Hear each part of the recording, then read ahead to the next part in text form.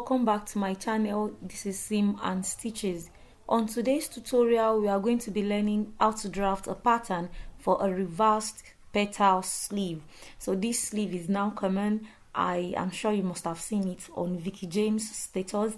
So I'm going to be teaching you how to draft this pattern. Alright, so I'm giving the credit for this pattern illustration to Precious Apparel. So she drafted the illustration and I'm making a video on this. So you fold your paper into two. So this pattern will be drafted while the paper is on fold. So after folding your paper into two, you are going to go ahead and mark your basic sleeve measurement. So if you do not know how to do this, I made a video illustration on how to draft a basic sleeve pattern. So please check my channel. I'm going to put the link to that video on the description. Alright, so after you have drafted out the basic sleeve pattern, you are going to use your tracing wheel to trace it on the other half of your paper. You remember we only drafted on one part, so you go ahead with your tracing wheel, you trace it out so that it will reflect on the other side.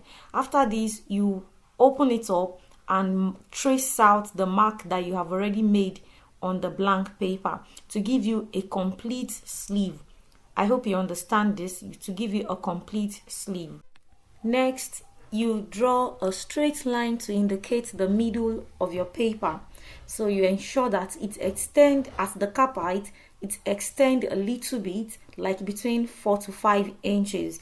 You're going to know the reason for that. So after you have drafted that, on one side of your paper, that is on the back side of your paper, of the sleeve, you're going to be marking from the center. You mark 2 inches, between 2 to 3 inches. I marked 2.5 inches, so I was in the middle. So you mark that 2.5 inches or 2 inches, whichever one you choose, and then on that straight line you come inward from your back armhole, that midpoint of your back armhole. You're going to come inward by 2 inches as well. So you mark your 2 inches, and then after this you go to your the shoulder of your cloth, the shoulder that you have joined. You're going to be marking whatever distance you have between the neck and the shoulder. The neck and the shoulder, that is where you're going to be joining your sleeve. Whatever distance you have there, you will mark it on that straight line. You remember we added extra inches at the cap height, so you're going to be marking that, indicating it there. So if you have 2 inches, 3 inches, I add 4 inches. So that is why I have 4 inches there. So you mark it. So on that 4 inches, you are going to come out by 2 inches. So this depends on how bogus you want your sleeve to be. So you know it has a sharp point. So this is how you determine if you want it to be pointed or just to be a bit blunt. So you come by 2.5 inches and then you connect your midpoint to that 2.5 inches and then you connect it all the way. It will give you a slant angle, something like a triangle. So you connect it using your ruler to that 2.5, and then you take your marker or your pencil, whatever you are using to draft this pattern. You mark a curved line. Your curved line will pass from your 2.5 inches point down to your 4 inches or whatever you use for your distance between your neck and your shoulder, and then you ensure that it passes through the midpoint of your front sleeve. That is the point where I marked as F. That's my front sleeve. So you make sure that it passes through it, and then you curve it, connecting it to your 2.5 inches at the base of your sleeve length. You remember we marked 2.5 inches at the base of the sleeve length. So you connect it to give it a curved line, or something like a circle, like a semicircle rather, something like half cut, to just give it a rounded shape effect. I hope you understand this. And with that, you are halfway done with your pattern. So the next thing for you now is to cut out this pattern, this one piece pattern that you just drafted. So you cut out the shape that has the rounded part. So the other part is going to be cut away. So you go ahead and cut it out now.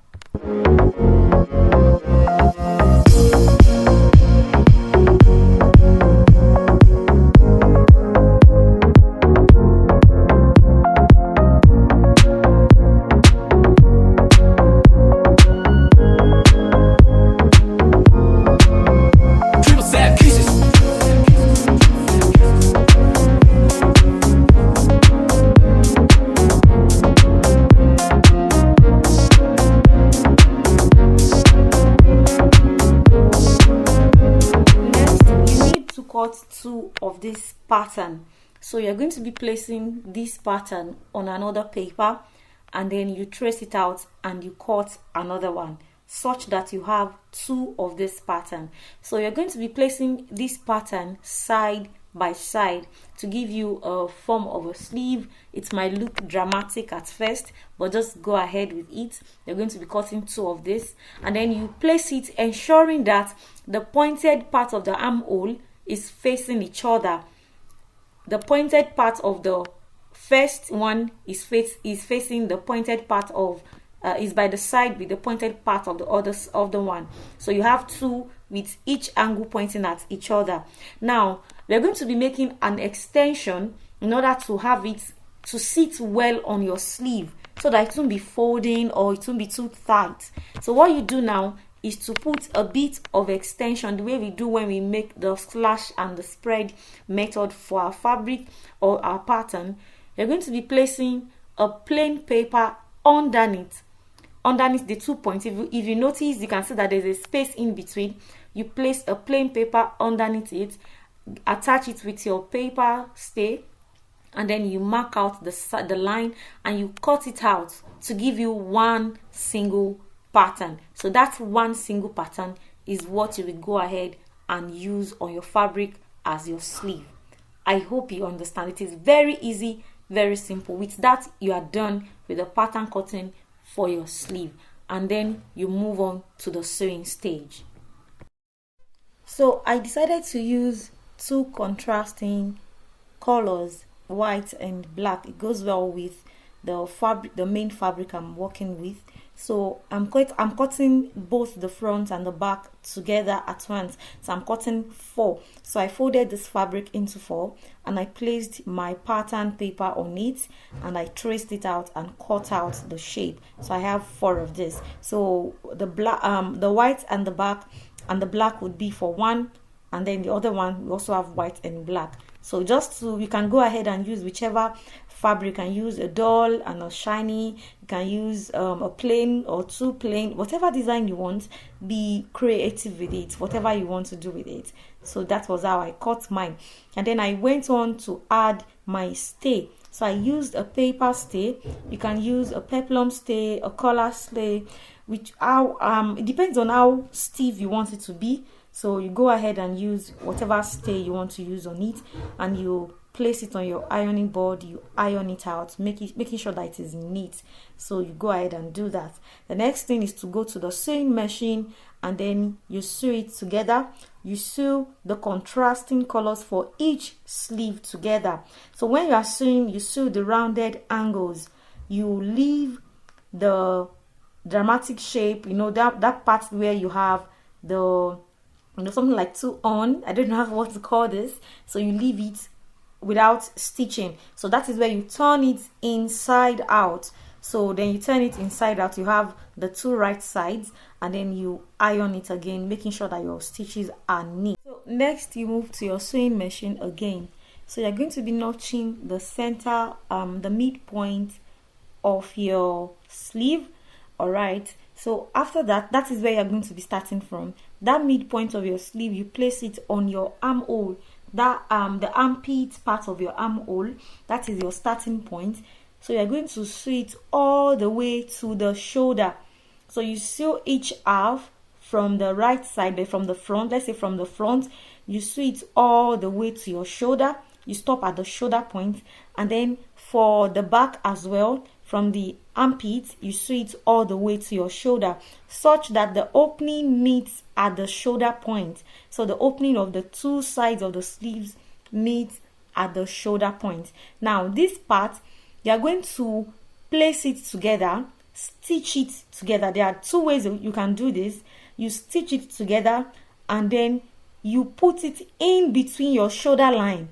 The shoulder line that you have sewed before, you're going to cut it open, and then you put it into the midpoint of your front and your back shoulder.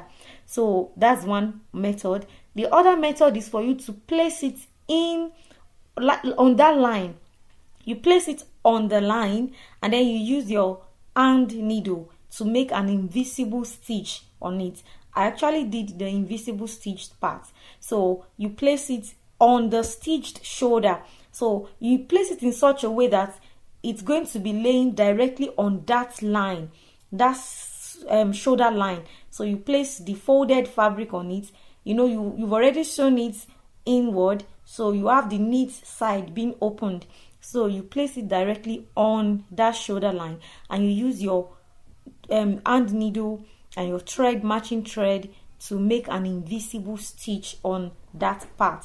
Then after that, you turn it over to the wrong side. That is, you are reversing it. You reverse that part, and you have your reversed sleeve with the pointed angle. I hope you understand this thing. So I'm going to say this again. You start from your armpit, you come to the front, you stop at the center of your shoulder for the front, and then for the back you come also and stop at the center of your shoulder. You stitch it together, and then you turn it and place it directly on that your shoulder line using an invisible stitch method with matching thread, and then you use your hand needle to stitch it. Or better still, you loosen open the shoulder and you put it in between the shoulders line before you join your front shoulder with your back shoulder. And with that, your sleeve is ready to be rocked.